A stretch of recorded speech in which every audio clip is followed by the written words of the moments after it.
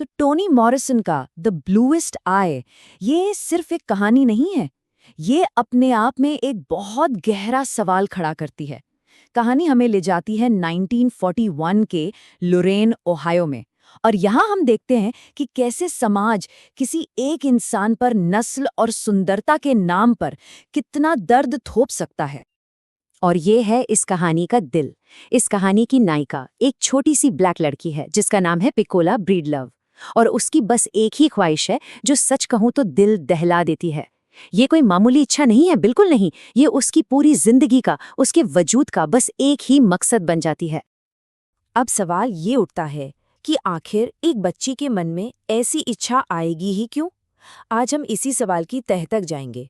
आखिर पिकोला की दुनिया में ऐसा क्या चल रहा था कि उसे लगने लगा कि उसकी सारी खुशी, उसकी सारी कीमत बस उसकी आंखों के रंग में ही छिपी है। तो चलिए पिकोला की इस इच्छा को समझने की कोशिश करते हैं।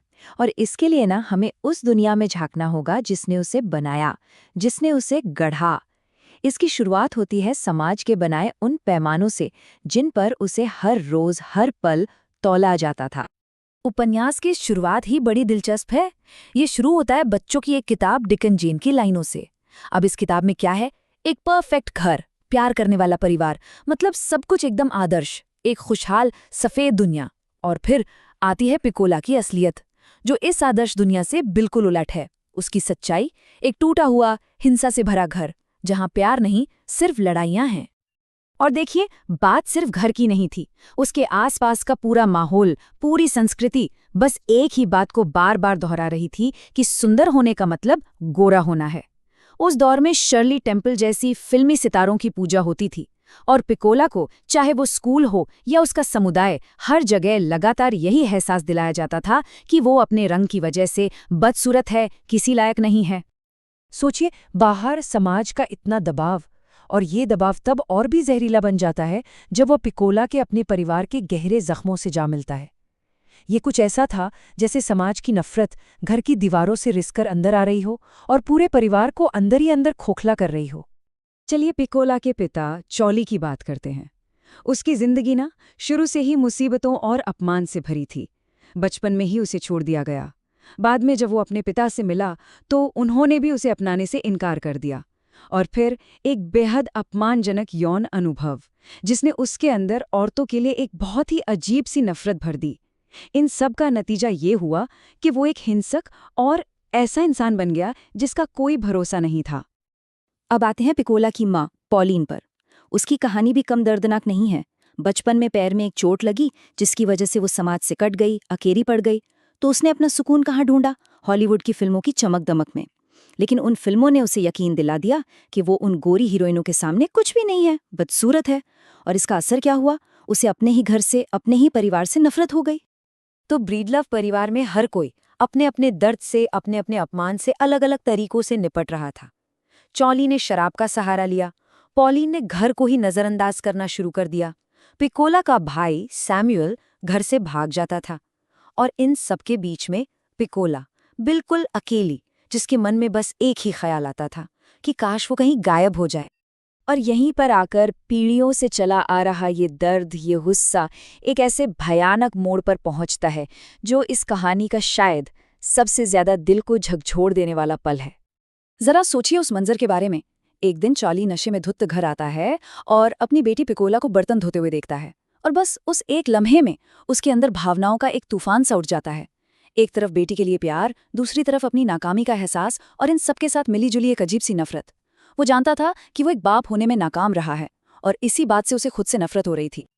और फिर भावनाओं के उसी बवंडर में वो अपनी ही बेटी के साथ बलात्कार करता है।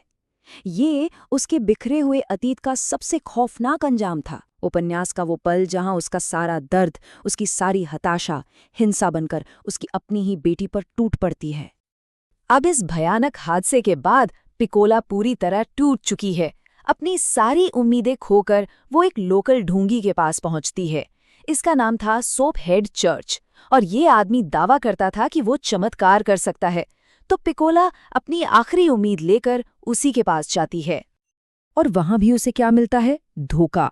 पिकोला की नीली आंखों की आखिरी उम्मीद भी एक बहुत ही क्रूर मजाक में बदल जाती है। सोपरहेड चर्च उसकी बेबसी का फायदा उठाता है। वो उसे एक कुत्ते को जहर देने के लिए कहता है और ये यकीन दिलाता है कि कुत्ते की जो हालत होगी वो इस बात का सबूत होगा कि उसकी इच्छा पूरी हो जाएगी, मतलब उसकी पीड़ा को और बढ़ाने का एक और जरिया। अब हम कहानी के उस हिस्से में आते हैं जहां एक इंसान की निजी त्रासदी असल में पूरे समाज की नाकामी को सामने लाती है और इस नाइंसाफी की गवाह खुद कुदरत बनती है। तो जब लोगों को पता चलता है कि पिकोला अपने ही पिता से गर्भवती है तो पूरा समाज उसे तिरस्कार की नज़र से देखता है। कोई उसके साथ नहीं होता सिवाय 2 छोटी लड़कियों के। कहानी सुनाने वाली क्लॉडिया और उसकी बहन फ्रीडा सिर्फ वही हैं जो हमदर्दी दिखाती हैं। वो चाहती हैं कि पिकोला का बच्चा जिंदा रहे और इसके लिए वो एक मासूम सा सौदा करती हैं।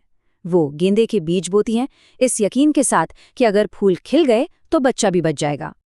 मगर उस साल गेंदे के बीज नहीं उगे, जमीन जैसे बंजर हो गई थी।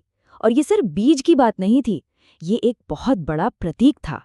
ये उस दुनिया का प्रतीक था जो पिकोला जैसे किसी इंसान को पालने पोसने में, उसे प्यार देने में नाकाम थी।